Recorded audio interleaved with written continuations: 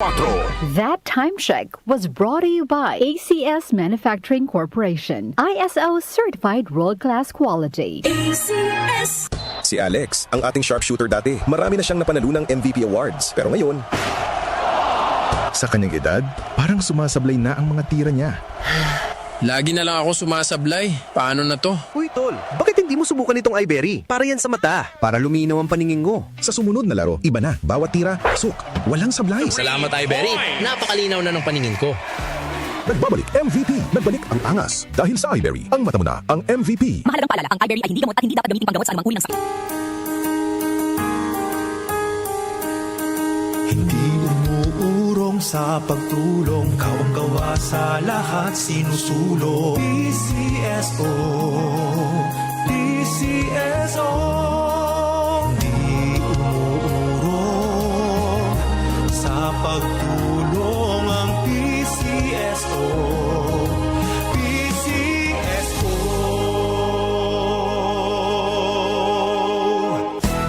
Araw-araw, MX3 para MX-Traordinary. With Alpha, Beta, Gamma na sangkap nito.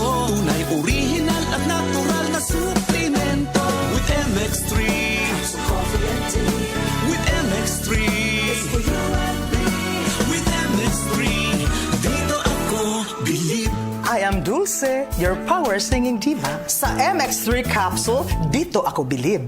Mahalagang paalala, ang MX3 capsule ay hindi gamot at hindi dapat gamiting panggamot sa anumang uri ng sakit. Be MX-Traordinary with MX3. Ang kinis na niya. In fairness, nag-glow up. May budget. So solid, White Rose Papaya, wow, White Rose. White Rose Papaya, wow, White Rose.